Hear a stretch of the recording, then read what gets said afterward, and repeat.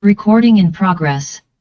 I'd like to welcome everybody to the November edition of the Tips and Tricks SIG Special Interest Group.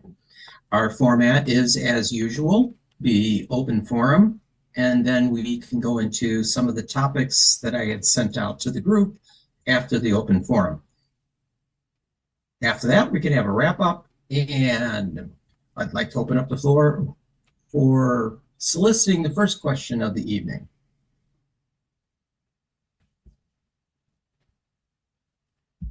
How about your SSD find? Oh, no. That comes afterwards. Oh, It's just a story.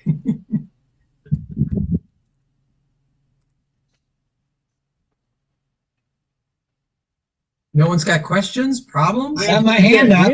Oh, Wayne's got his hand up. Yep. Sorry. Go ahead, Wayne. How many people have gone to 25H2? I've got at least one copy, but that I know of set up, and it's working okay.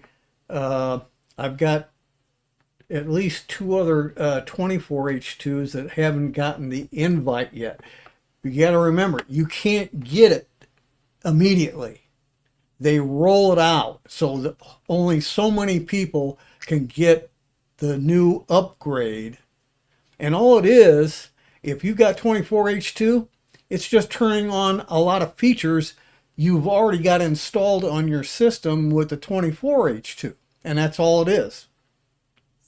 I keep getting nagged about, because, I keep getting nagged about 25H2 is out there for me to download, and I haven't downloaded it yet. I had no problem, and as long as you're on 24H2, it probably won't take you more than 15 minutes unless you have a very slow machine for the 25H2 to be completely installed. Okay. If you don't have 24H2 installed, the 25H2 will do what 24H2 did. It might take you anywhere between 1 and 2 hours. Yeah. yeah. I had one computer that took me a good 40 minutes from the time that 25H2 said it was in the process of loading. Rebooted several times, and it was clearly not a flip the switch thing. It took quite a while. Since I went to 24H2 back in January, when I tried to log in here, on Zoom, the thing ends up not responding, and I just let it sit there. So I don't know what's going on, but it takes a while before it actually kicks in. Well, one of the key reasons why they do the rollout is so that not everybody is clobbering their equipment Sure. and causing even more delays and slow process. So by rolling it out to so many people at a time, it spreads the load. But you can go to Microsoft and go and retrieve it, can you not? The actual download, yes. You can go through any of a number of ways of going to Microsoft and doing a manual download of the ISO, and then you can install the ISO as an in-place upgrade, but most people won't do that. They don't. A couple months back, wasn't this an issue that they said it was killing your hard drive? Oh, there was that's the problem with some SSDs. It's a case where there was manufacturers that were using a pre-release version of the software installed into the controller of the SSDs, and the end result is they ended up failing when I think it was the August update was done. And the exact cause, I'm not sure if they absolutely know, but it is caused by the firmware of the controller on the SSD. I don't know. I didn't remember hearing anything that was a real resolution for those who truly got whacked and had a dead Okay. drive. There were some people that were affected that as soon as they shut down their computer, left it off for a little bit of time, and then turn it back on, they came back up. Okay. Because I do have an SSD. Well, hell, I've had SSDs going back to 2012 or 13. I didn't do all my machines at once. I did them as I could afford to do them. And I've had SSDs and everything for the boot drive, except for maybe one or two machines. And outside of that, I only use spinning hard drives as backup or uh, data storage that I take stuff off of the SSD and put it onto the internal spinning hard drive. Okay, I'll try updating them later on. There are some minor problems, but they're only minor stuff so far for most people. Bob, Everybody's mileage will vary. Bob, you're muted. There we are. I had an SSD which I, in the August update, did go offline, and upon rebooting, it came back. But it was not recognized. I also had on my other computer an entire Thunderbolt port, which stopped being recognized. And then when I came back online, it was okay. But while that port was not being recognized, one reboot, the BIOS said it needed to be set up all over again. Wow. So apparently the communication that resulted from whatever went wrong, I convinced the BIOS that the interface wasn't working on the computer. That's why you usually have to do a shutdown rather than just a reboot. I did a shutdown, but the first time it tried to come up, the BIOS insisted that the Thunderbolt had to be reconfigured.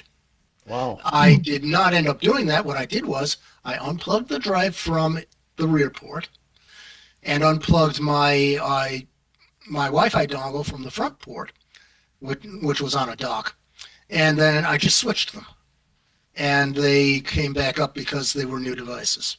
Yeah, it reinitialized it on its own. Yeah, fortunately that worked all by itself. But I mostly on the SSD, it was just the drive itself disappeared. The port was okay. But I haven't tried 25H2. I've had a whole bunch of other things going on, including some upgrades of other operating systems. I got umpteen other 24H2s. I got to find time to get around to updating to 25H2 myself. Okay. Yeah. Next question, new direction.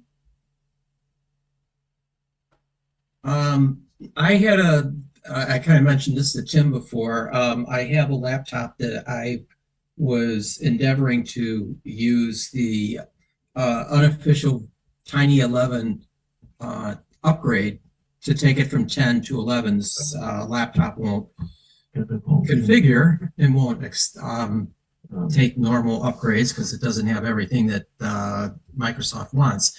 But I did try to put the Tiny 11 in here, and when I went to go through the process, it errored out and said this computer does not meet Windows 11 requirements because it does not have secure boot, which I was under the impression, and even when I Googled it or I asked one of the AI programs, doesn't Tiny 11 take care of the requirement for secure boot? Secure boot, and it said yes. So Offhand, when you created the Tiny 11, you created a Tiny 11 ISO file. Correct. What did you use to put the ISO file onto a flash drive? I just copied it there. Ah, I know. So this is a trick I need to know. Please. you have to use Rufus to put it, Rufus. to take Okay. the ISO image. And one of the things it'll recognize is that you're playing with 11, and it'll give you a whole screen of options. And at least the first three you'll want to have checked off. And it gets around looking for the secure boot. So Rufus, it was actually the program I used to burn. I didn't actually burn the USB stick. Okay, but did you use Rufus or Etcher? No, I didn't do anything like that. Oh, Okay. you can't put the ISO image directly on a flash drive. That doesn't Okay. work. It ain't going to work. No. Let's. I'm gonna pull up Rufus right now, and here it is. Here's Rufus, right? Right. Great. And you want you'll probably want the portable version. It doesn't do a full install. Okay. So you got to go down and look for the 64-bit portable version. There. Yep. The second one, the one with the 411p.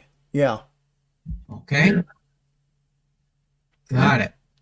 Now, Yeah. All right. Well, yes. and I want to add in here the problem he was having is the fact that he, on that machine, came from either Windows 7 or Windows 8 to 10 that didn't know what the heck UEFI is, so there's no capability of UEFI startup and Secure Boot. Therefore, he had this issue. And I have one machine that had the same issue. That's why I know about it. Now, by using the Rufus to take the ISO and put it on the flash drive, it will then put in additional features that allow it to skip looking for the secure boot. Okay. And it'll also skip out-of-date CPUs. All right. I'm going to try this. This is on a different machine. It's sitting right next to me, so I'll give that a whirl. Well, Yeah. wait a minute. Now you got the Rufus. Now you got to use the Rufus. You run it. You tell it where your tiny ISO, tiny 11 ISO is at, and then leave. You want the MBR option, not UEFI.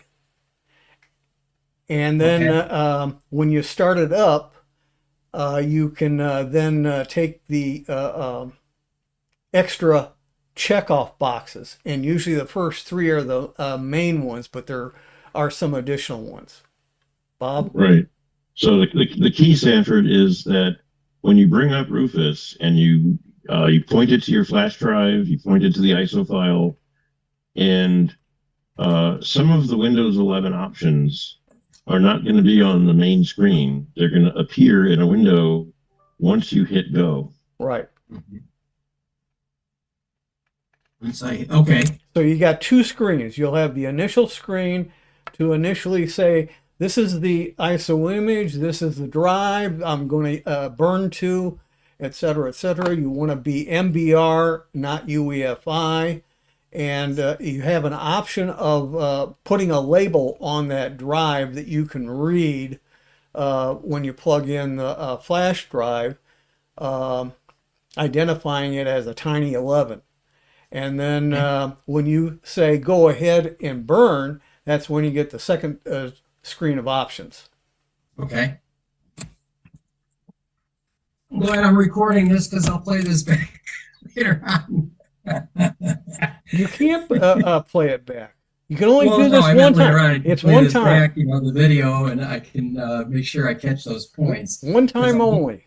Yeah. If I can only find my flash drive. I got a flash drive here, and it just I've been- evaporated. Wayne? So, I took the option all right. with one. So my problem is I didn't create a bootable drive Okay. and boot from that to run the install process. You can use it for both clean install and you can use it as an upgrade, and it usually works. Okay? I Wayne? have an older laptop that had Windows 10 on it, and I've gone on there and agreed to do this using Windows 10 for another year. Well, depending on how it was originally set up for 10, you either have the old format that knows nothing about UEFI, or you installed it with UEFI, and whether you're using Secure Boot or not, it will use the UEFI partition to boot up your computer. But it came with Windows 10. This was like 5 years ago. So what? UEFI goes back to 2012. And actually, there are some, but a limited number of machines that go back to 2009 that know what UEFI is. Yeah. But Well, I think this has got the UEFI, but it doesn't have the Secure Boot. yeah, well, the Secure Boot relies upon the UEFI partition. If you don't have the partition, you're on an older version that didn't know what UEFI was. You continued forward into 10.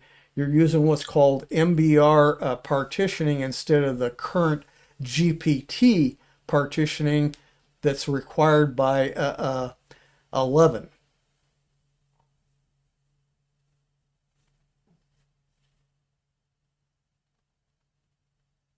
Good question. Good problem. Oh, it can be a real headache because it took me a while to figure out why I couldn't update one machine of my own easily to 11. And I finally figured out what it was. It didn't have GPT partitioning, it had MBR. And some of the tools, Microsoft provides one called MBR to GPT. But you got to know the exact keys to put in with the command or it won't work. What the hell? It's a real pain in the butt. I found an alternative tool that allowed me to convert MBR to GPT. Otherwise, the only way to do it is a clean install.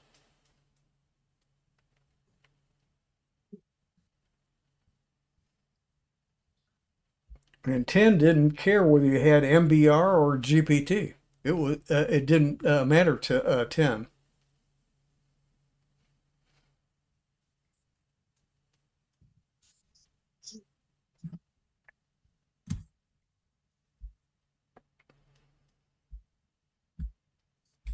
Okay, next question, new direction. Dennis.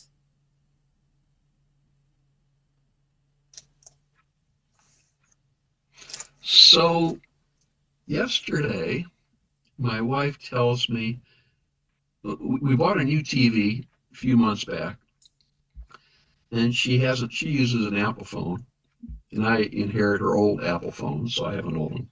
But she told me somebody told her about displaying her pictures on her iPhone onto the TV screen. So I've never tried to do that before or looked into it. Can somebody just tell me what kind of programs or apps are probably on the new TV that are built for something like that? What brand of TV is it? It's an LG. And is it so it's an LG, so it's running the LG Smart TV operating environment. Is that Android? Is it running Android? No, it's not. Google. But my brother-in-law and sister down the street from me have an LG, and I know by default it comes with the ability to cast an Android phone to the screen. They are currently using their Apple TV box, which is plugged into the TV, to cast their iPhones and iPads to the LG, because the LG doesn't come, I don't think, with AirPlay built in. So from what I know, and I've done this quite a bit, if you have a TV that does not support AirPlay, which is what Apple wants, the easiest way to do it is to get at Walmart. They have a technology brand called ONN. Wait, say that again, Drew. ONN. And it's basically an Android TV streaming device. Kind of like a Roku. It's like a Roku, but it's Android. But it's Android.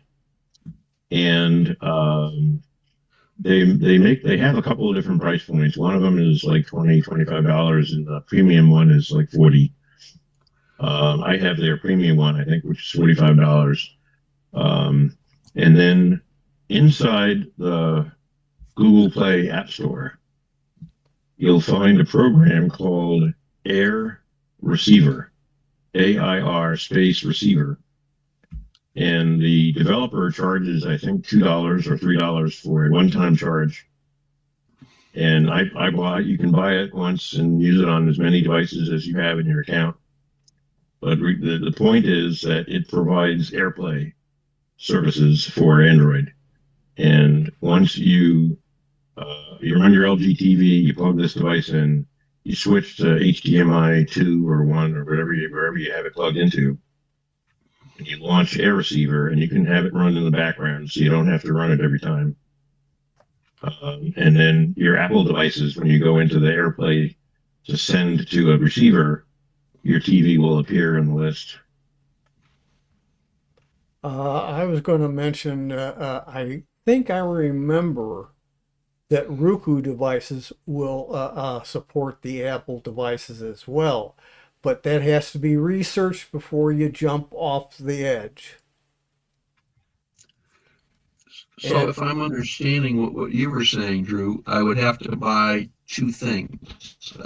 I would have to buy, well, one is the app called Air Receiver. Air Receiver is a one-time charge it's in the Google Play App Store. And then the other one-time charge is the streaming box. And the streaming box is ONN. That's Yeah, the manufacturer. you can buy. They're sold exclusively at Walmart. That's Walmart's brand. Oh, okay. Or you can research Roku and probably get the same kind of thing. Yeah, you might be able to get a Roku. I would avoid Amazon Fire Sticks at this point. They don't support AirPlay. They have the Air Receiver in their Amazon App Store, but they're in the process of converting off an Android platform onto their proprietary platform. Most of the apps on Amazon are going away because they're going to have to be rewritten to fit the new Amazon Fire Stick operating system. I would avoid the Amazon Fire Sticks, but the LG TV is compatible with Windows and Android. Unfortunately, it doesn't come with AirPlay by default. Okay.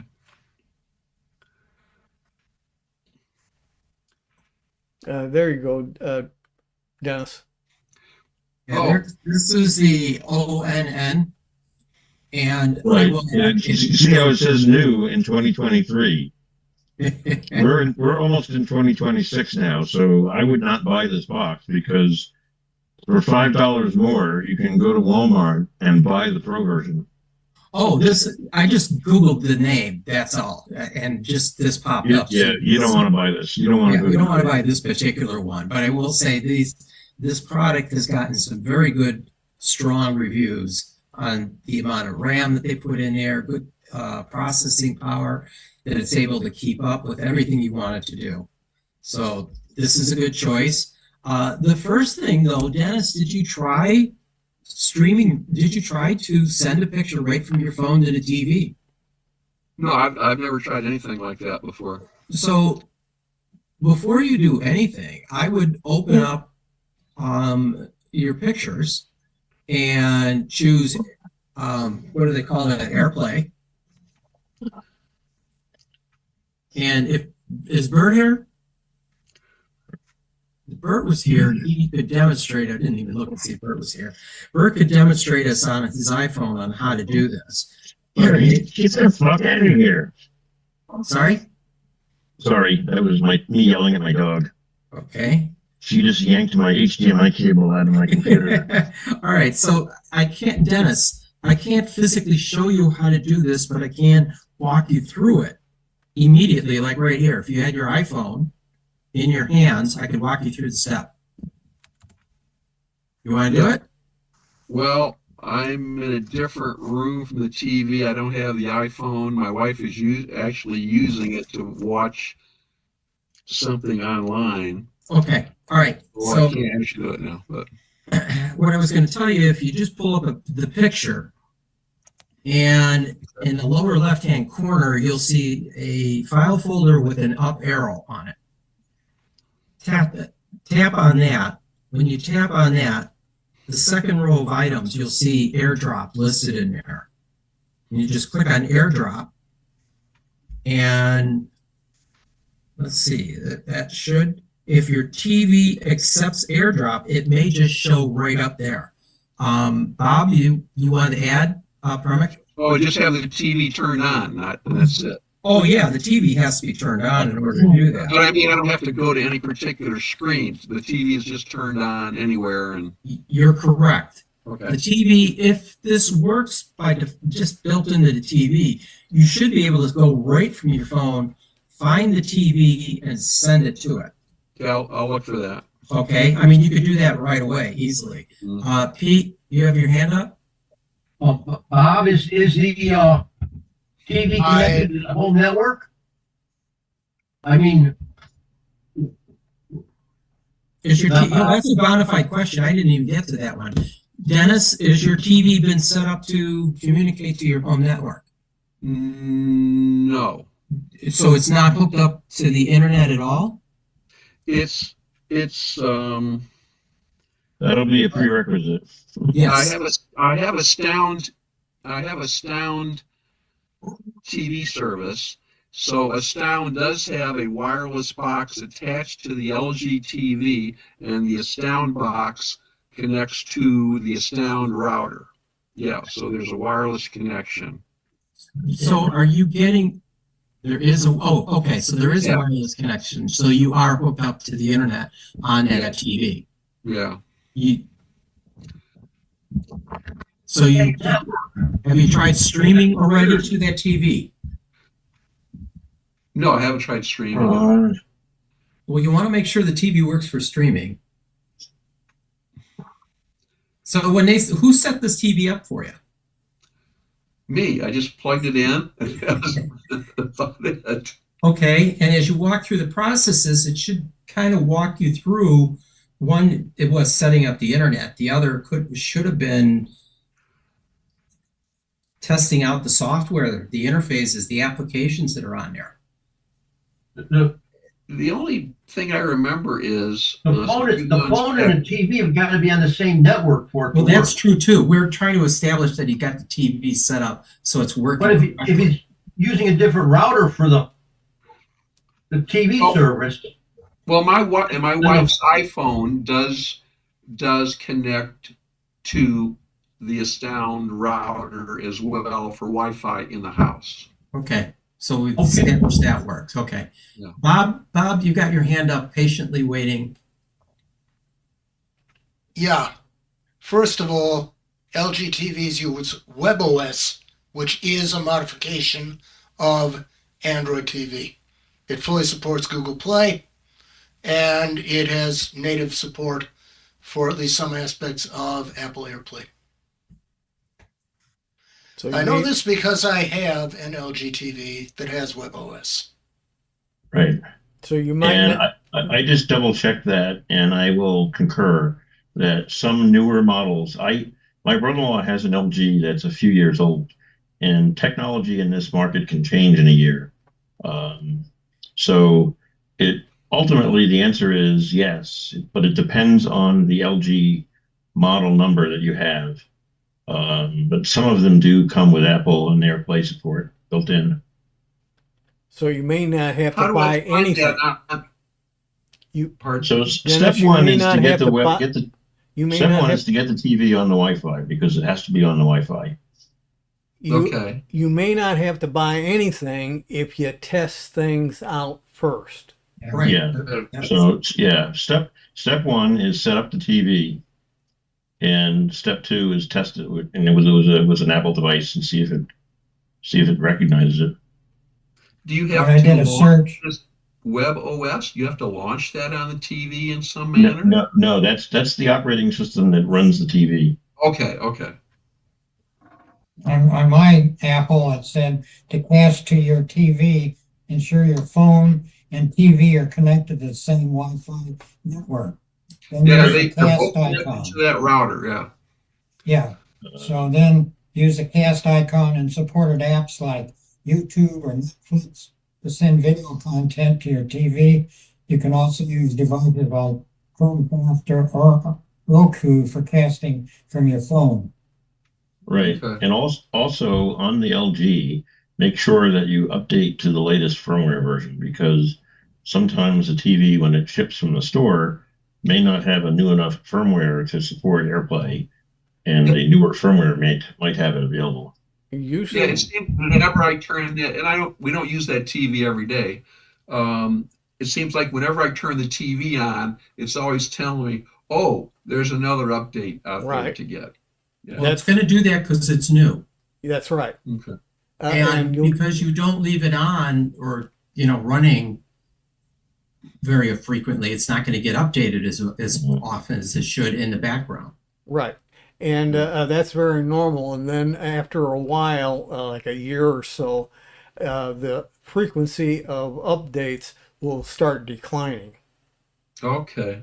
Okay. And Dennis, you're gonna have to do it through Yes, your sir. wife's phone if she's the primary user that's got the photos. You're gonna have to do the testing on with your wife's phone, Right. not right, your phone. Right. Yeah. Yeah. Well, my iPhone is so old; it's a 6 Plus, so it doesn't do much of anything. I only turn it on when I go to the store if she needs to call me. That's about it. So you're from the Civil War era, huh? Almost to that. Yeah. I'm Revolutionary War. The Oh, 6 is okay. an old phone. The 6 is an old phone. They're up to like the 17 or 18 now. 17. 17 now. Yeah, I'm on a 14. I've got a 16. Oh, just a side question to make sure I understand this. If I do find something that works, whether it's not using a new device or whether it is using a new device, does it stream only pictures or will it stream like live video off the Yep. internet, like It will stream- Wi-Fi? It should do It will both. stream whatever you can display on your phone. Okay. You can also Oh, do it- music also. It'll do Okay. videos, it'll do music, you can even get it displaying at your browser as you're surfing the web, Yeah. all kinds of things. Okay. There's an app that you can download from Apple that's called iMode. Gives you full control of TVs and streaming platforms. You can control any TV with your iPhone. Well, So control, iMode, did you say? Wayne? control it. Yeah. IMOTE. Yeah. It's Controlling it's the in the TV is Apple different. Store. Yeah. It's controlling the TV and MOD casting or- to the TV. Yeah. Controlling and casting are two different technologies. Right. Oh, okay. Okay. So is this going to become your TV? If he figures this out, it's his We just TV. bought the biggest TV we had for you. So this one is a 55 huge. That's a huge upgrade. But of the living room, let me get it turned on, but we haven't really swapped it out with any of our regular TVs yet. Dennis, just to let you know, while you were trying to speak there, you were breaking up a lot. Something to do with your internet, probably. Okay. I do have, boy, I don't know how many, 40, 50, 60 tabs open on my Chromebook. So I That ain't suspect gonna help maybe you. that's, That won't help you. It That'll hurt. definitely will not help you. yeah.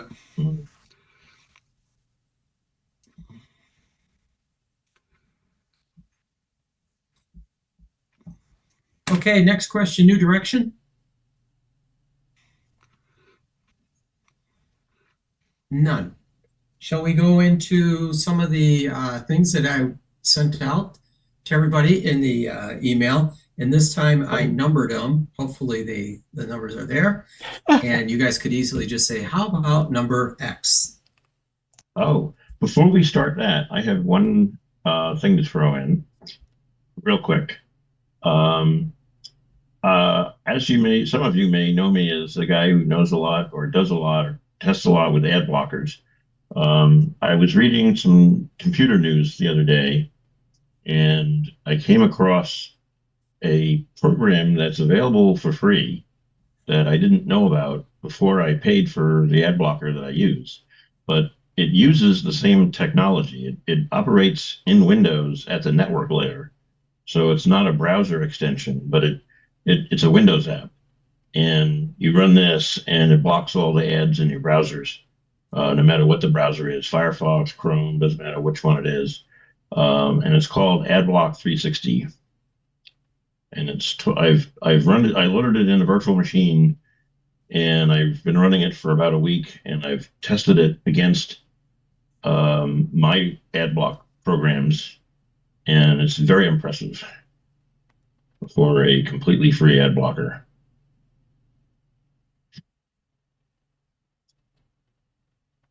Well, I'm also reading articles. YouTube is cracking down again on ad blocking and that. Eventually, they're going to figure out Yeah. this Well, alternate way yeah. of doing it, and they're going to find a way of blocking that too.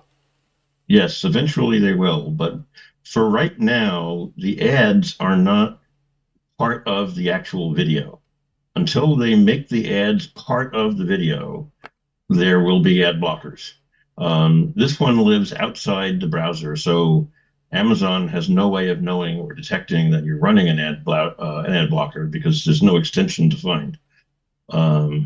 It's running at the Windows network layer, and I have 3 or 4 different ad blocking testing suites that I test ad blockers with that test all different kinds of permutations of ads.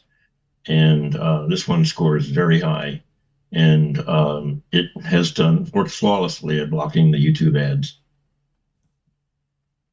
In fact, when you go to their homepage, when you go to adblock360.com, their main selling point on their homepage is that they annihilate YouTube ads.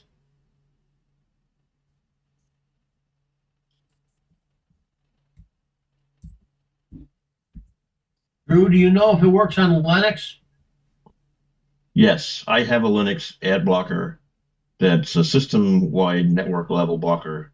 It's from a company called AdGuard, AGUARD.com. They have a Linux client, and I run their product on Linux, and it works just the same way.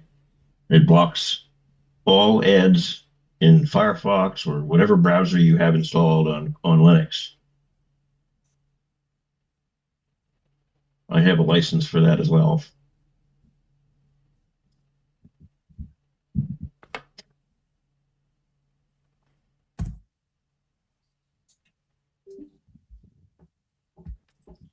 Anyone else use ad blockers? But browser-based ad blockers, unless you're running Firefox, which hasn't banned ad blocking, Only Google Chrome and their variants like Brave and any browser that's based on Chrome relies on the Chrome Web Store. So one of the most famous ad blockers in the Chrome store used to be a program called uBlock Origin.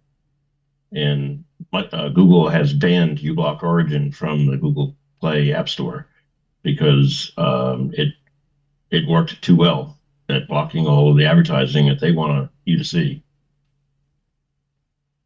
So ad blocking has moved out of the browser and gone to the operating system layer. And those are going to be around for a little while longer.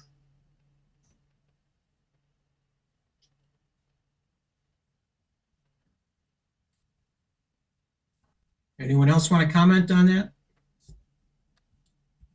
Now, which number was that, Drew? That was, Oh, in your list? yeah, was that from my list? No, Ah, good. Even better. that was just freebie. Freebie. I like freebies. Free is good. I'm looking at your list right now. Adding an in-wall USB outlets, buyer beware. Sanford, how about the bit about that SSD that you looked at? Two for that one. I was waiting for Pete to bring that back up. Okay. Those of you, I brought up this conversation before that one of the places I like to go and shop is a bin store.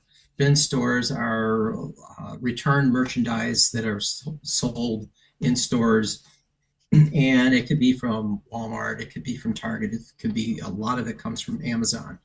And so you get a lot of return merchandise as well as you get discontinued merchandise can show up in the bins. You're talking about a shop. You just never know what you'll find at one of these bin stores. Anyway, so I was sifting through last Saturday at the bin store, and that's the Saturday is the day that they bring out at this store. Sorry, it was a Friday. It's the day that they bring out they put out the stuff from their gaylords of bins. And then every day it gets cheaper and cheaper, but the merchandise just gets sold off and whatever's left, they get rid of it at the very end. So anyways, I was sifting through, and at the bottom of the bin, I came across, and maybe I'll turn off my background video here.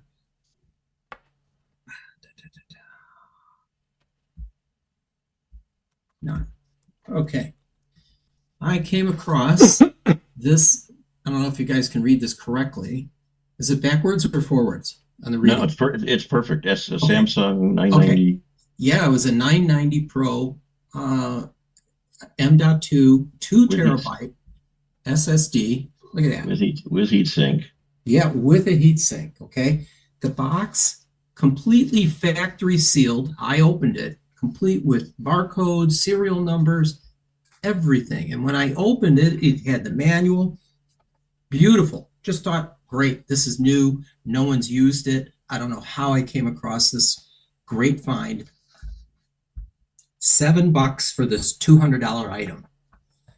And here is the SSD, little M.2. Really, it's sweet looking.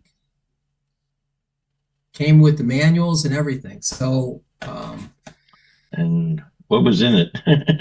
No. It actually, one of the first things I did is I plugged it into my external M.2 adapter, and I was able to read it. And one of the first things I did was validate the fact that it is a 2 terabyte drive.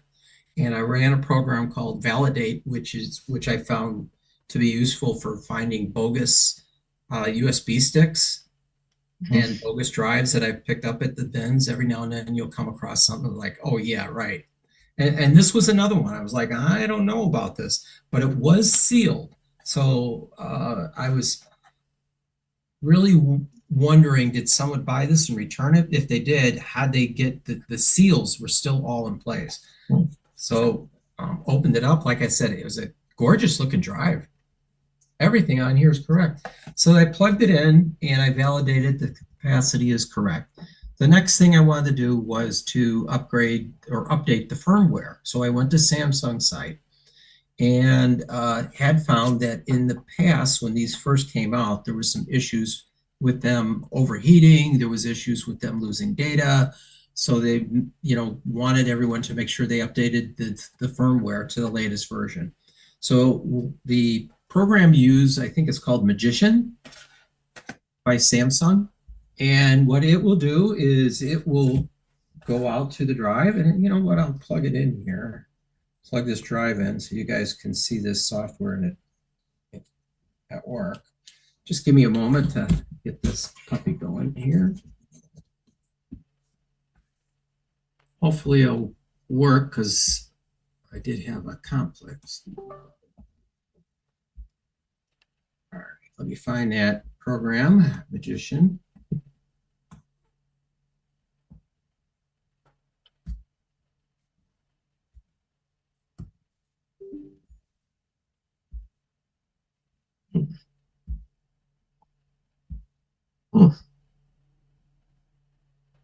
All right, so I ran the program and hopefully you'll get to see the same information that I got to see.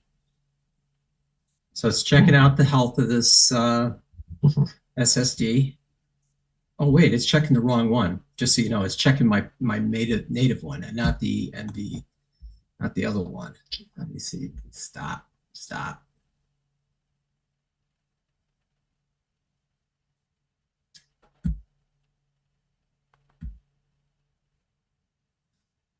Wouldn't you know, it's not going to do it. Bear with me a second. Always when you're trying to do something and everyone's watching you, it fails, right? So well, at least you're not sharing your screen, so you could be lying to us and tell us it's working. Okay, no, I got it right now, and here's what I get.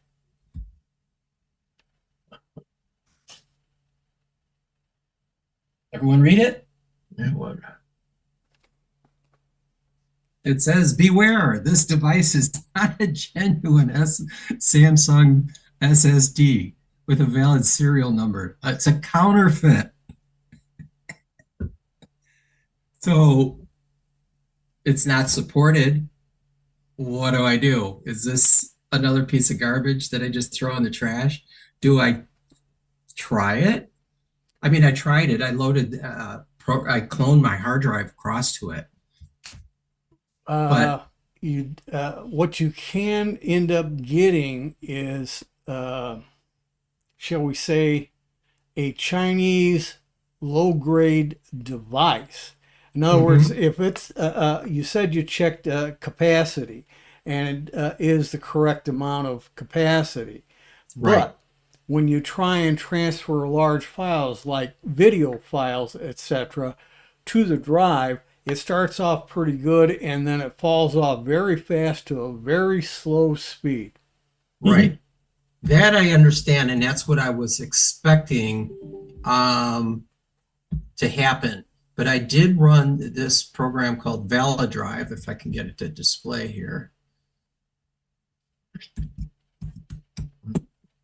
Okay, ValiDrive. Check USB drive. So to do that, I first have to unplug this drive and re-plug it back in. And I'm assuming you guys can see this program called ValiDrive. Right. Yes. Okay. Okay, new device inserted, obtaining information. And it should do it. Okay. It still shows it as 2 terabytes. Yeah. And we'll validate this drive. And it shows that this drive is valid, that it is 2 terabytes. I have used this same program on bogus drives and it has identified them as bogus. So I do feel confident this program works. I'm hoping like Tim was saying, probably it'll work for a while, but it'll fall off as time goes on. Close it and see the details. Yeah. Valid drive close and see the details. Close. All right, so it showed you the declared size.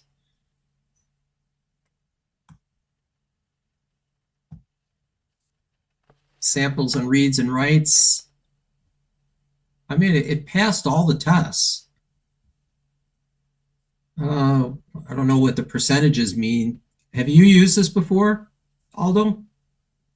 A few times, yes, but Yeah. didn't get onto all the details, but it basically looks good. It looks good. Yeah, I can.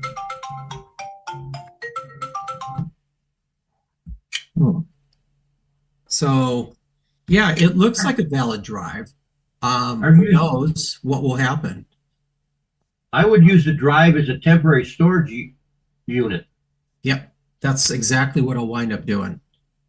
Or, you know what you could even do if you want to is, do you happen to have a copy of any kind of screen recording software or video capture software? And what I was going to suggest is that you set up a video record and let it run for 3 or 4 hours and record video to the drive. Mm-hmm. And that will exercise it. Oh, a lot. Yes, I concur. I will give that a whirl.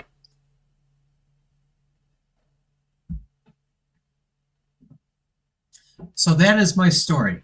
Here's $7 that I kind of blew on a M.2 SSD. Is it real? Don't know. I'll play with it for quite a while before I determine, am I willing to take the risk to put it inside a laptop? But sure did look good.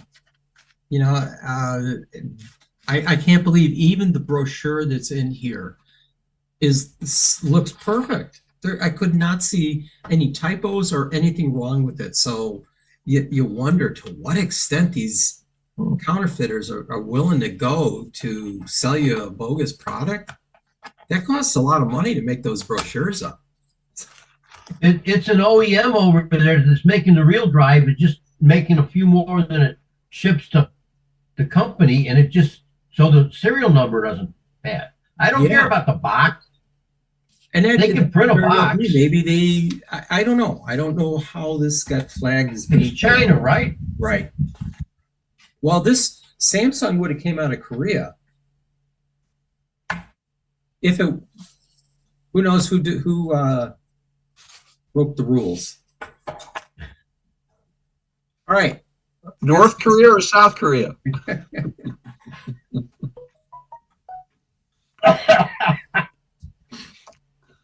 Sanford, if I can just mention a quick side note.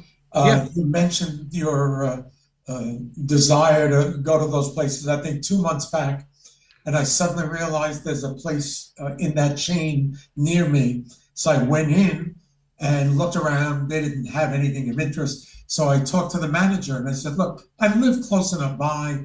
I'm happy to come back periodically, but the only thing I'm interested in is computer-related equipment. I gave him an idea, 4 or 5 different things, you know. And he said, no, I hear you. Every once in a while we get them, but I'll be honest with you, by the time I even notice it, the staff has bought it or stolen it.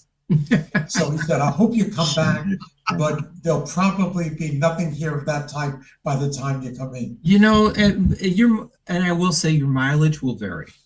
And you got to hit these places often. It's a matter of what they buy. Are they buying expensive Gaylords or cheap Gaylords? In other words, when they go to buy this stuff, they're buying it at an auction or online. And the more that they pay for it, generally more expensive material is in there. The cheaper the Gaylord would be, they could be buying bottom of the barrel return stuff. That is, you know, the stuff that you would find at tchotchke stores that you would walk by because it's too cheaply made. You wouldn't buy it, but that's what they've got because they didn't sell. So, Amazon might have pulled it and decided to dump it in there, which is why, I think this particular drive, in a discussion with somebody about how did this wind up in the bin store, is I think it was flagged as being bogus and they pulled them and just put them off in the auction bins to get rid of it. This way they can wash their hands of it. That's just my opinion, but it may be wrong, maybe not. Who knows? Bert?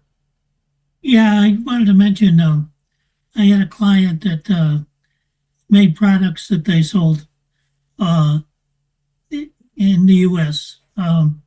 They were from Canada. But the reality is, all of a sudden they found somebody was selling their products in Europe. And what was happening is somebody went to a manufacturer of the product in Europe, made it exactly like their product, notes and all, packaging and all, and didn't know that they weren't the company that was making the product. In other words, it was just a total fraud. And then you had a fight with every country to be able to prove your patents. And it basically put the company out of business because they couldn't afford to do that. So it's easy for somebody to duplicate an existing product, and that may be what you're looking at by the beware. Dennis? Could you clarify, is the name of the store a bin store? I mean, I'm not familiar with that. It's okay. The bin stores are BIN or BINZ or BINS. It's a general name that's been applied to that type of businesses. So you could call them a resale shop. You could call them. It's not just that the bin store concept has been out for a number of years. It's picking up, and people have starting to pay attention to these, especially with the downturn of the economy. People are going to really start going there and finding stuff. So where's the one you go to? Where's the one you go to? There's 3 of them within 20 minutes of my house. 2 of them are within 10 minutes. One is by Fox Valley Mall. I don't go to that one. Okay. Another one is in Aurora on Lake Street at the Northgate Shopping Center, which is an old mall. And then this other one I go to is in a strip mall in Aurora on Farnsworth. And that one has a lot of merchandise. They've got too much merchandise because they buy a lot of the more expensive things. And so they're turning around all kinds of stuff. I bought a Greenworks snowblower, snow thrower, a $2,100 unit for less than $700. It had a broken part on it, which was a bolt I had to fix that was like $2.50, and away I was gone. So I'm just saying you can find all kinds of crazy things there. Dennis, did you try looking for one by you? No, I wasn't familiar with the concept of that kind of a store. I don't know if there's any around Schaumburg area or not. I never even heard of that thing. Yes, there is a bin store near store. And I haven't been to that one, but which one? Oh, Golden Bins in Arlington Heights.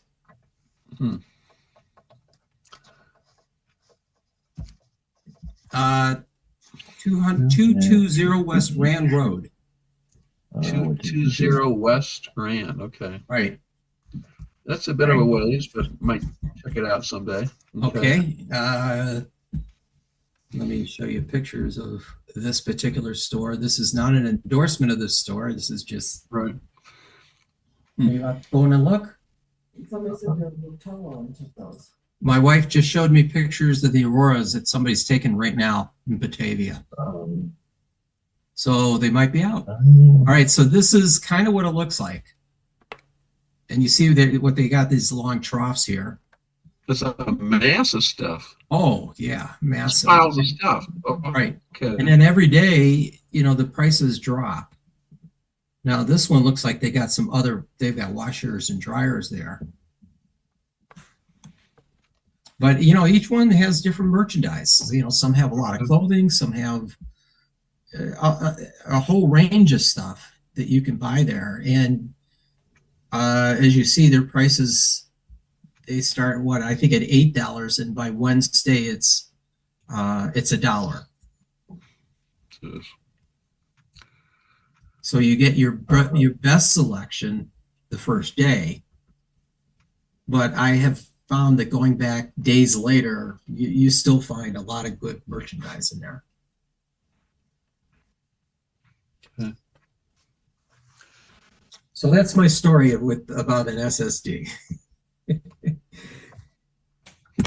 I've gotten 2 terabyte USB sticks there. Those I kind of chuckled at when I found those. I go, oh yeah, right. Okay, next. Oh yeah, Dennis still has his, yes. Could you you mentioned it? Could you clarify that validate program you were talking about earlier? Yeah, it's called VALIDRIVE, Valet Drive, and you can download it. It's a free app.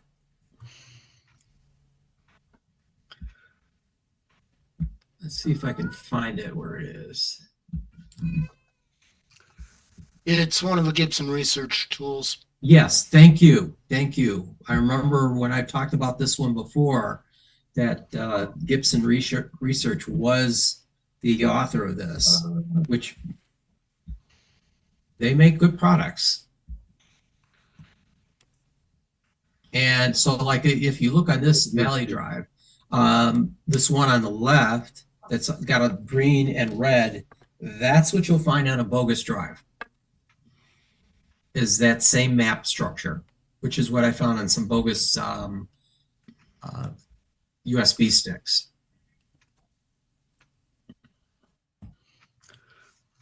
Okay, thanks. Welcome.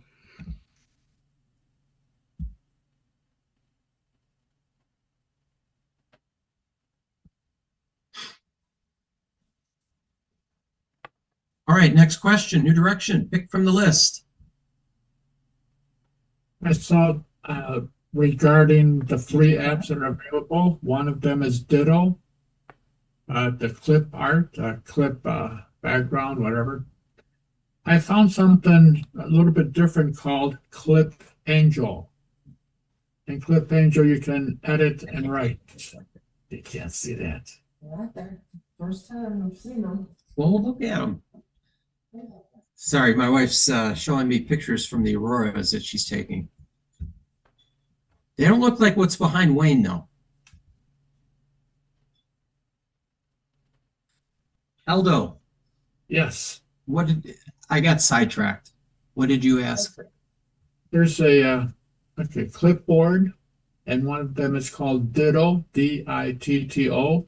Mm-hmm. What I am using is something a little bit different, maybe a little bit more sophisticated. It's called Clip Angel.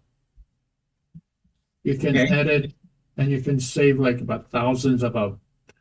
And for a long time, it's got a lot more options. Clip Angel.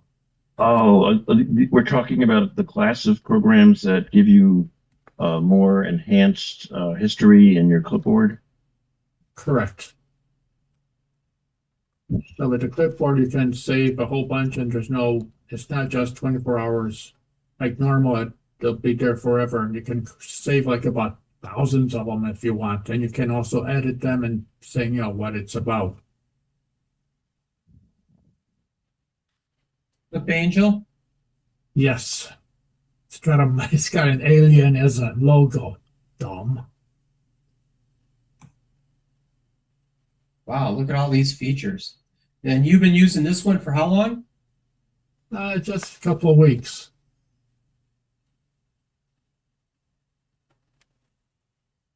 lot of nice stuff. If you can, Okay. What was that one that we had on my list here? Ditto, DITTO. Which one was this one? Come on.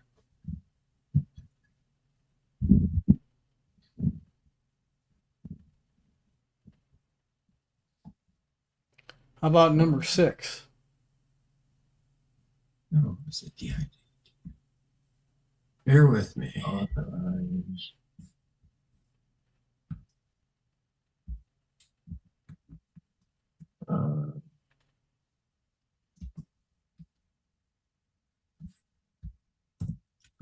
It's the one that says there are 10 apps free, that are free, open source. And it was near the middle, the bottom, I think. Oh, Sorry, I got trying to find. You said that which was the clipboard app that I have on here? Ditto, DITTO. And I was checking Ditto over a while back, and then someone said, hey, a better one is, and more updates, is this Clip Angel. So I went through it and it says, yeah, it looks good, and I've been using it Yeah. for a clipboard. hmm.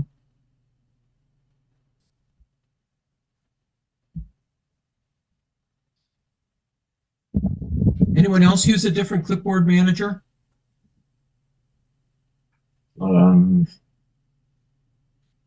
I don't use a third-party clipboard manager, but I do have the extended clipboard enabled windows, so I can have more than one item in the clipboard, and it is persistent from day to day. Mm-hmm. And that's through, is that That's just part of Windows. It's just an optional. No, it's just in Windows setup. You can turn on Windows clipboard history. Clipboard It's in settings. settings. Yeah, it's under clipboard settings. Okay, we're gonna go and do this so we can make sure everybody sees how to do that. And you can turn on what's called clipboard history. And then in addition, they have a feature called clipboard history across devices. Clipboard history. So I have that turned on already. And across the devices. And so you could have that set up so anyone else, any other devices that are using this account. Well, like for example, if I add something to the clipboard on Windows, it automatically goes to the clipboard on my cell phone because it's linked to my computer through phone link.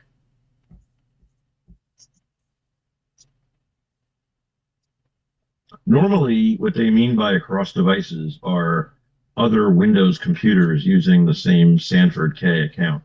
Right.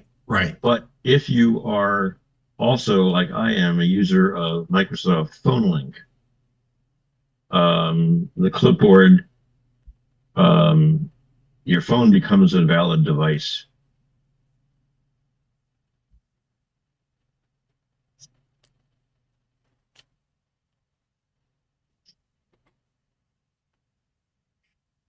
Okay. And then the key is you want to use the Windows logo key plus the letter V, and you can view all of the items in your history and pull up. And then if you want to insert the third or fourth or fifth item that's in your clipboard history into whatever you're looking at, you can do that.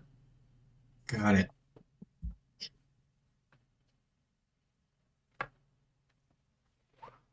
Yes, Harry. I just followed along and I see something strange in mine. You muted. Harry, you're muted. Harry, you muted. We can't hear you. Sorry. Rewind, start again. I was following along as you did that, and I see that on my clipboard settings, across the top, it says some of these settings are managed by your organization, and it wouldn't allow me to make changes. Has anybody seen that before? Yes, that means you are in a standard user account and you do the settings in the administrator's account. Tim, I think you told me that about 3 months ago. My apologies for not remembering. Thank you.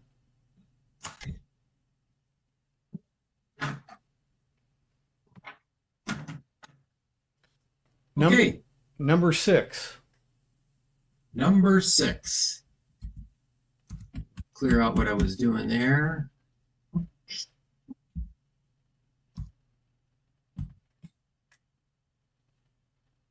Can malware survive if I reset my PC? That's a good question.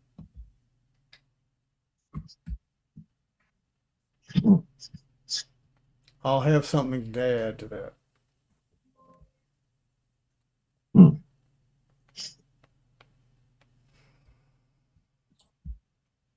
Does anyone have an opinion on this before we get into the article?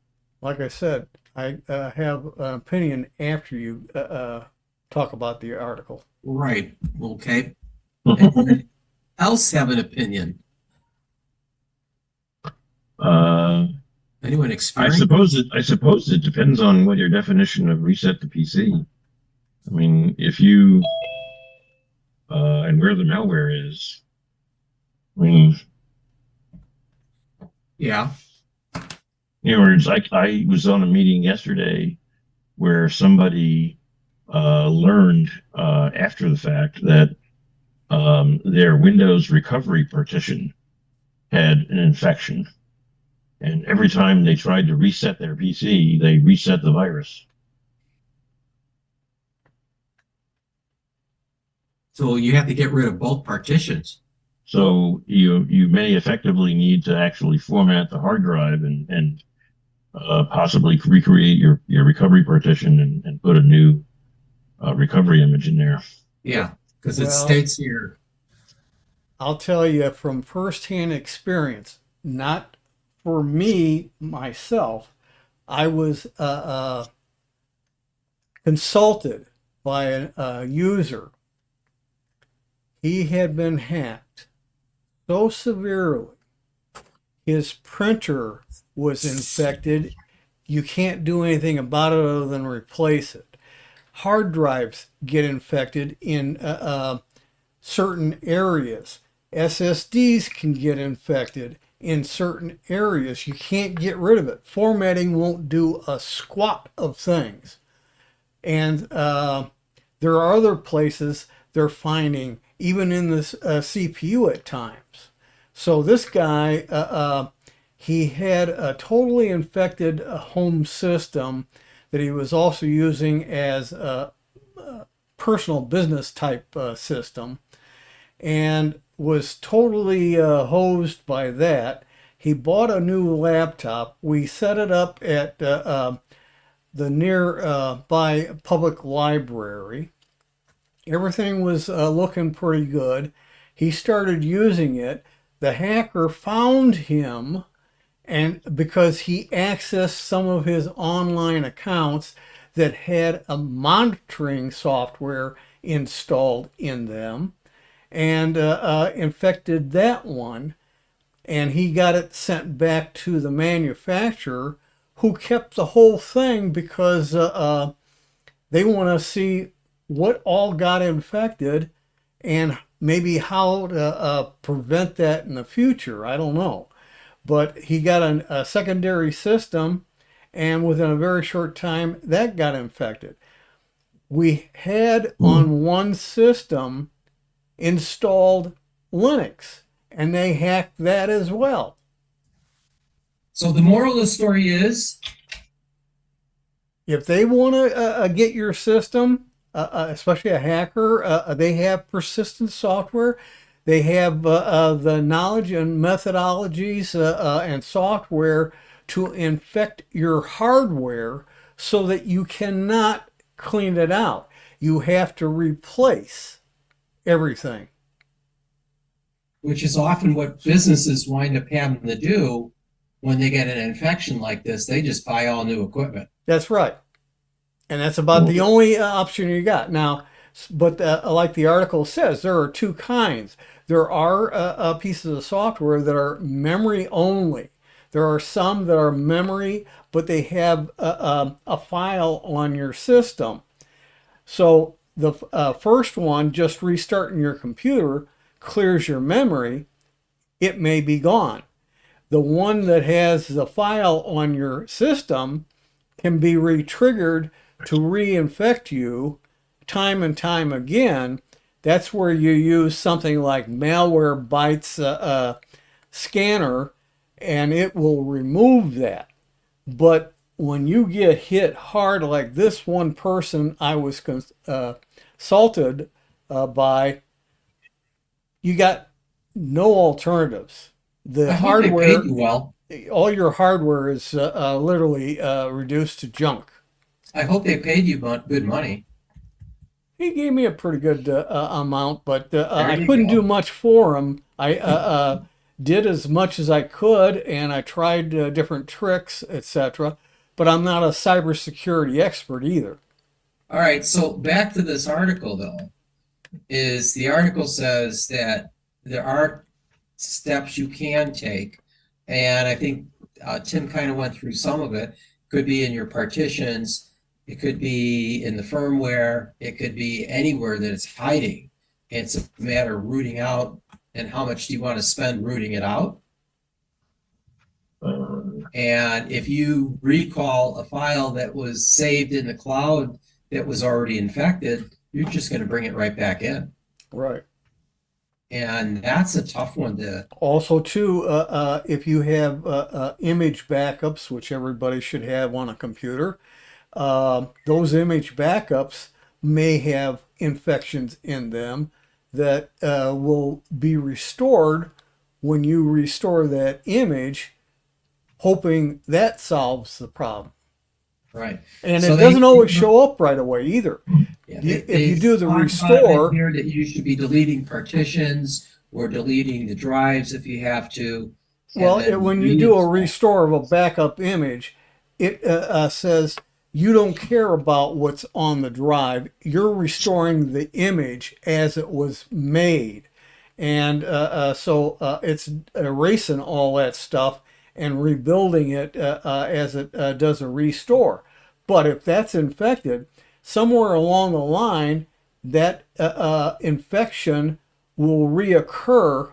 It doesn't always pop up immediately. It depends on the type of malware that it is.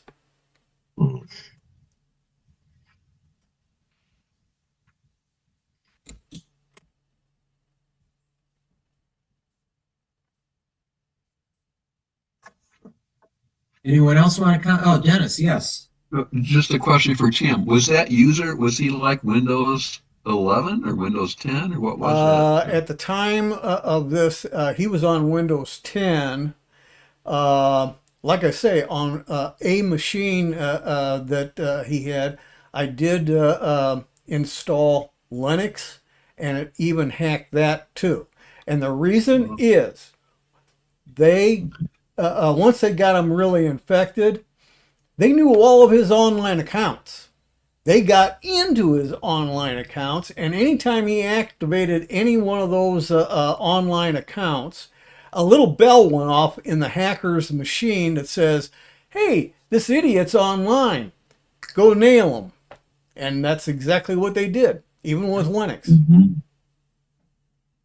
Oh, and speaking of that, on online accounts, how many people on this meeting are guilty of using the same password on more than one cloud account, online account?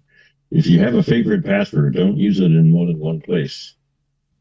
Because once your hacker finds your Microsoft account password, he's got your Google password and everything else that you're using the same password.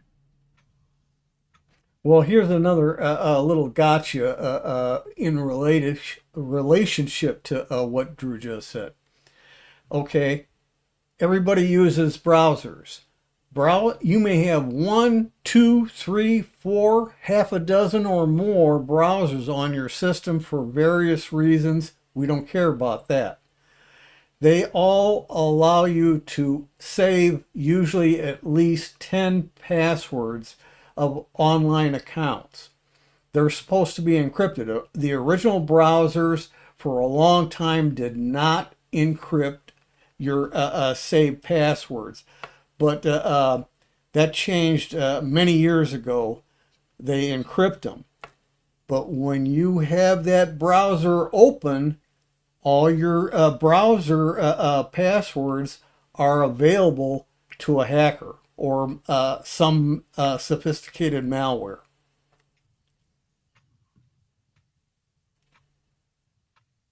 So I never have ever used storing passwords in browsers, period.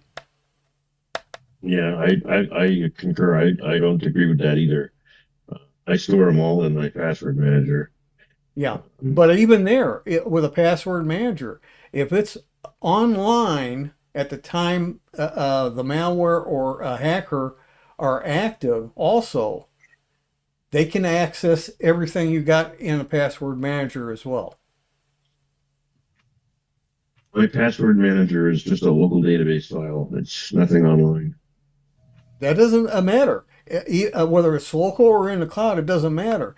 Once they're into your machine or with the right software, and you have it open so that you can access your accounts, they can access the whole database.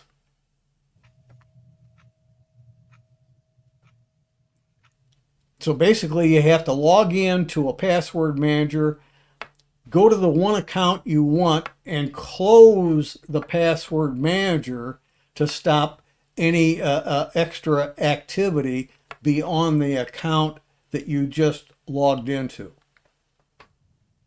for real safety. Right. I set a short timeout period, so usually by the time if I unlock my password manager to log into one site, within the number of seconds after logging in, my password database is locked again. Yeah, but even 10 minutes, that's a long time if you got the right malware currently on your system and you're not aware of it, or a hacker is in your system and you don't know about that either. That 10 minutes, they can copy the entire database. Less than 10 minutes. Oh, yeah. Okay, shall we go on to a new topic? For my list. I looked through them. I couldn't find I see Pete put 4 fingers up there.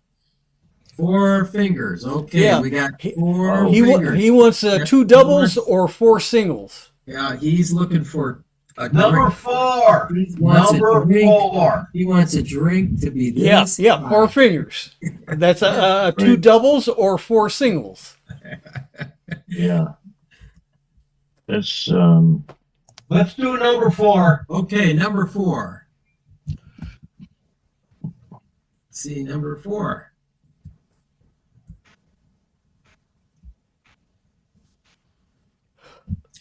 This underrated Windows feature helps me work faster every day. that's not number 4.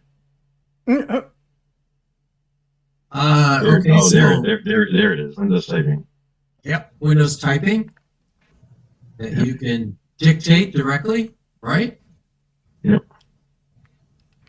Yeah, this is one of the few things that I pay money for.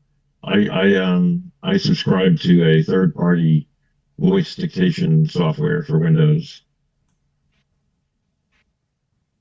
It used to be called dictation in Windows.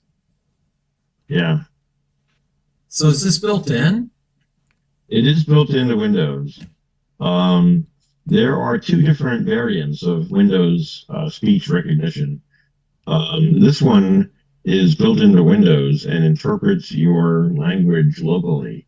The Windows 11 now for voice recognition by default sends your voice to the cloud and interprets what you said and then sends it back down to your computer. which is a little slower. Which means that if you use the online version and you got you're making a sensitive document of information, the cloud has it, and whoever owns the cloud. Yeah. So don't do sensitive stuff online.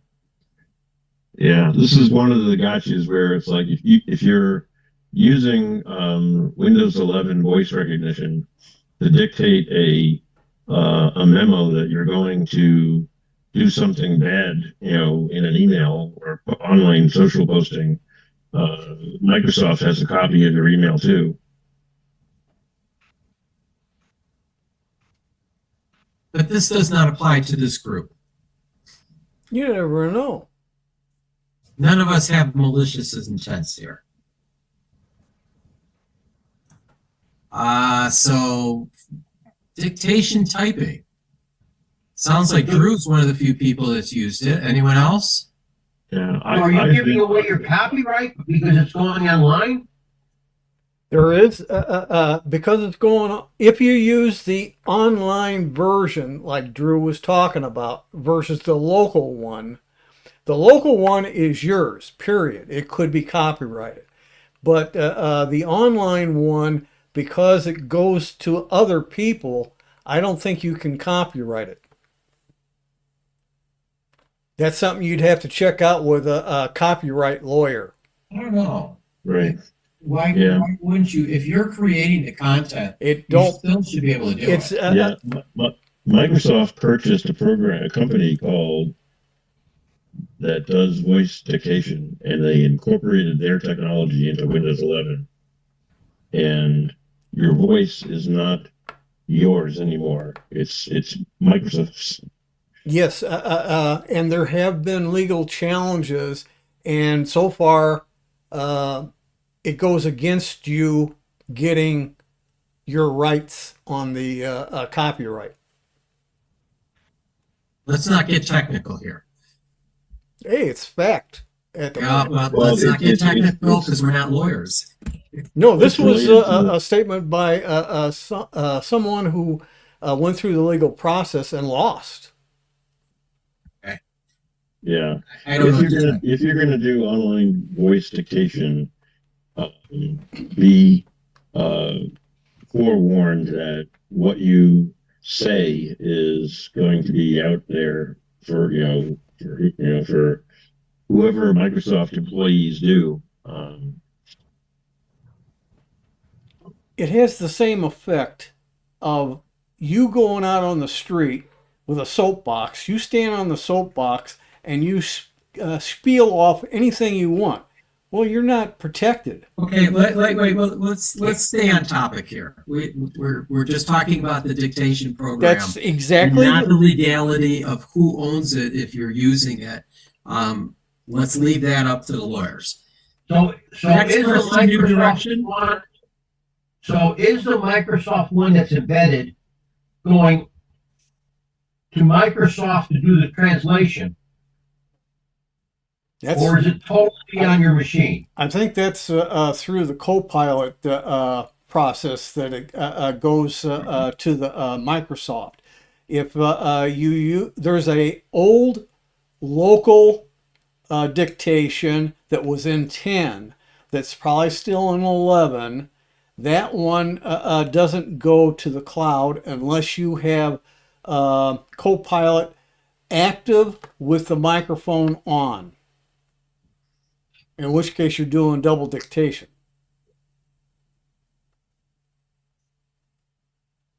So how do I make sure that what I'm dictating to the computer that I've got on my desk is not using anything else but the computer on my desk? Kill Copilot. Yeah, basically you'd have to kill Copilot to make sure that it's not listening. Or use a different app that's not using Windows-based components. That's true Okay, too. so is there a Linux version of this? Linux does have programs like that. I don't know if I do voice dictation on Linux, but I do it through a company called Dictanote. And yet again, when I dictate on Linux or even on Windows using my Dictanote license, I do so with the recognition that they are capturing everything I say.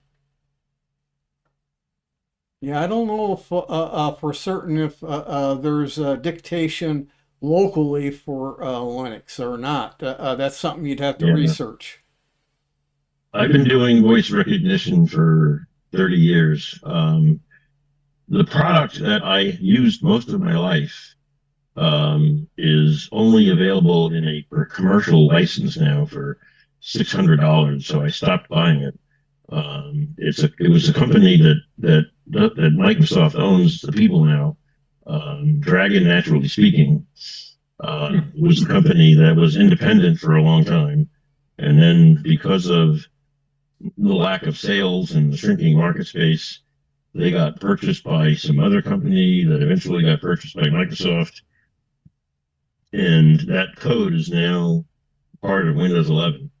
The only version of the software that's available where you do your transcription locally on your computer, your Windows computer and processor and memory and everything are doing the interpretation of what you say and converting it to text, is still available in Dragon Naturally Speaking Professional. But like I said, it's a $600, $700 app.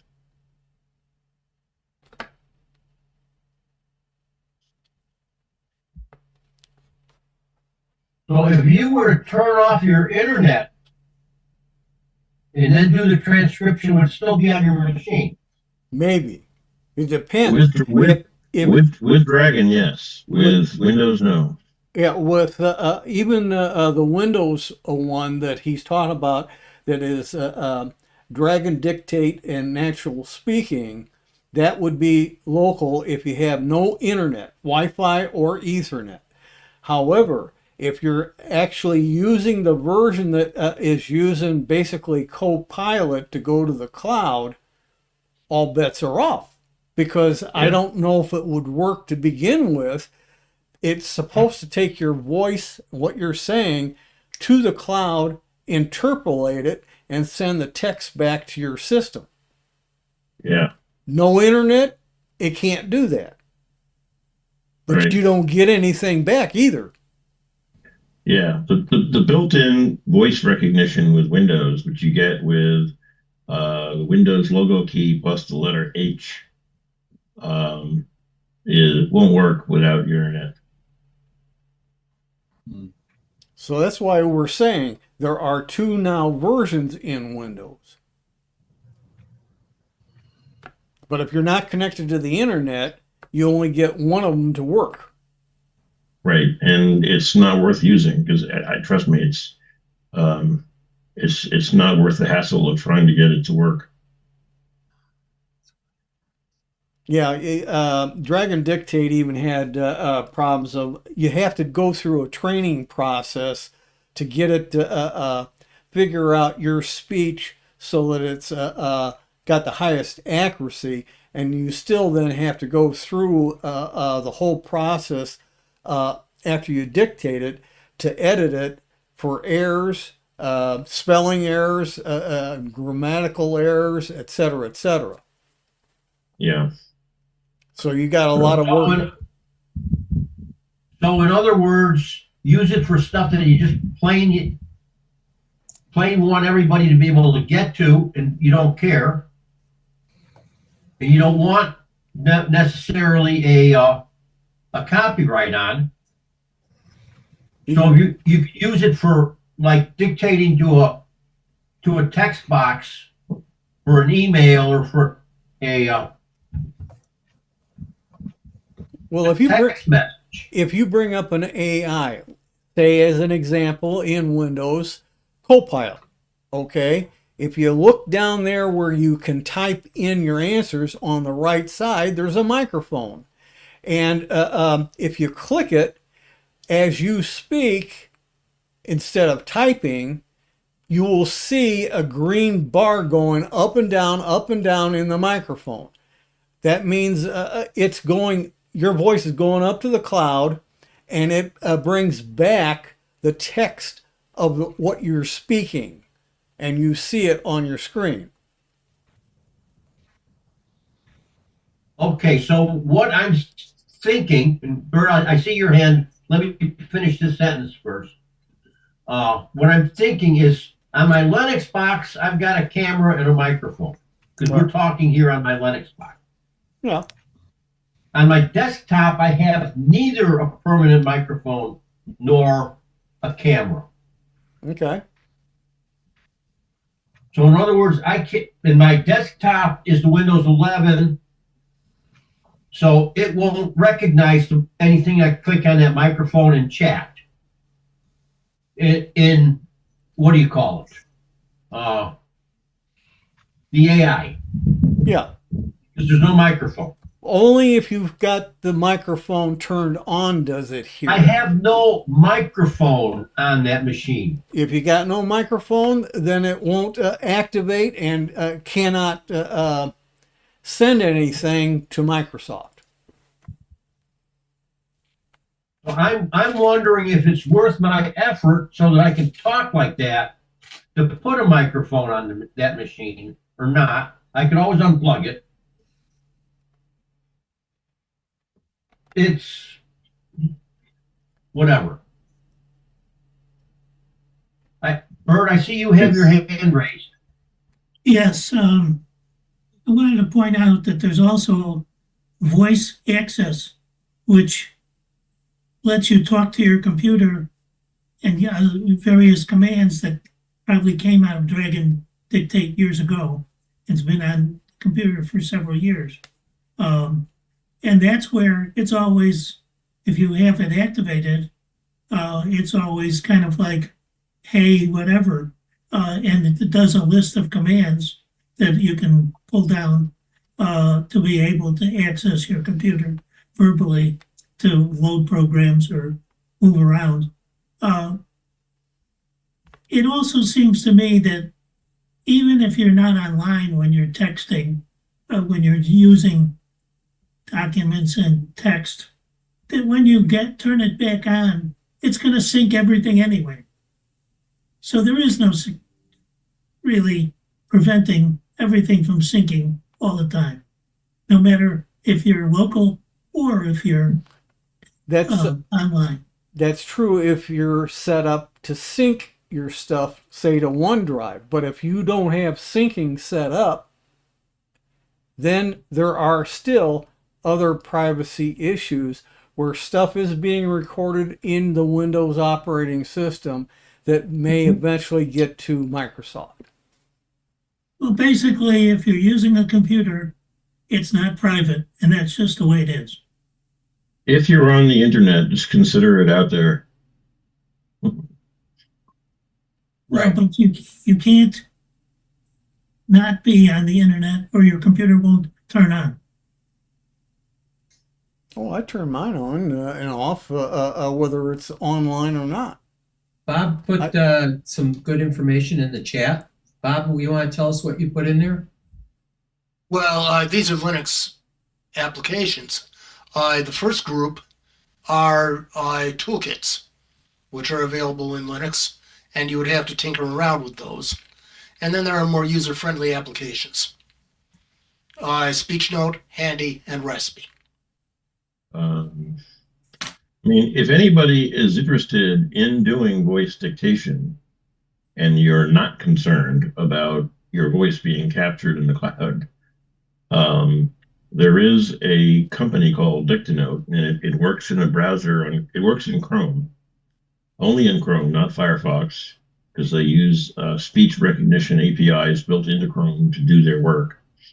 It's a very good multi-platform voice dictation environment. I pay them an additional $4 a month so I can create my own custom words and phrases, so that when I am using computer words and names of programs, names of websites, email addresses, I can hard code those in and not have to type them.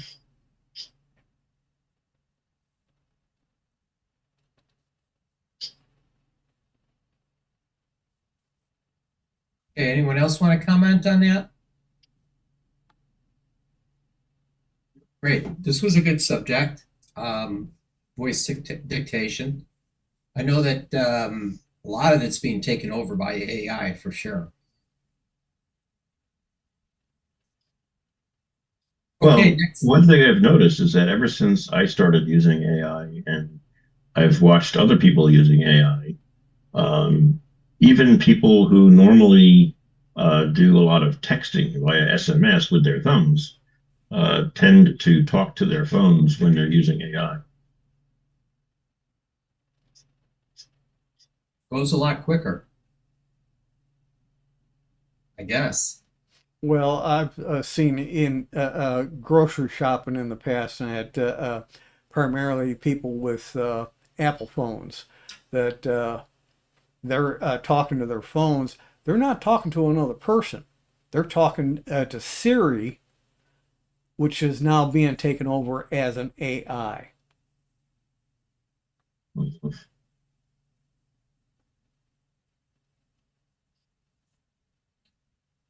Well, especially because they put it into the phones, in the new Apple phones. It's really built in directly now. Some hardware enhancements and stuff. Yeah, when we were kids, if you were walking around talking and no one was there, they thought you were nuts. Yeah. Yeah. Now Yeah. everyone does it. Because we're all nuts. When Right. I got my first Apple, I only had one ever iPhone. It was the iPhone 4S. It was the very first version of Siri where you could talk into your phone. And my niece was so excited when she found out I got this new iPhone. And she immediately said, "Hey, Uncle Drew, ask Siri where you can bury a dead body." Ooh. And in this early version of Siri, they hadn't implemented any controls and things. And if you said, "Hey Siri, where can I bury a dead body?" It would, in reality, give you a very accurate list of some nearby lakes and swamps where you could, bury a dead body. Oh God.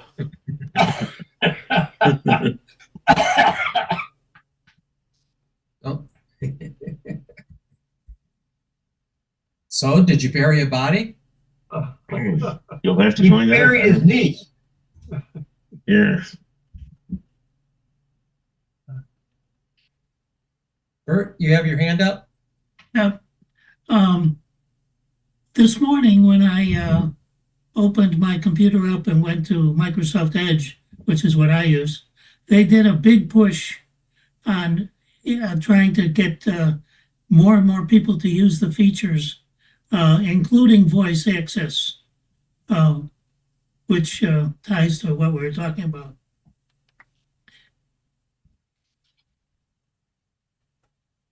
Thank you, Bert. Thanks, Bert. Okay, we have time for maybe one more question or topic from my messages I sent out. Number? I don't know. 7, 8, and 9 don't look so attractive. 7, 8, 9. 1, 7, 8, and 9. I think we're done with the list. Okay, we're done with the list. Anyone else got any last questions for the group? If not, I will conclude tonight's evening and we can all run out and go take pictures of the aurora borealis that's going on. Yeah, you can go out and have a drink your favorite bar. There you go. All right. Recording stopped. I'd like to thank everyone.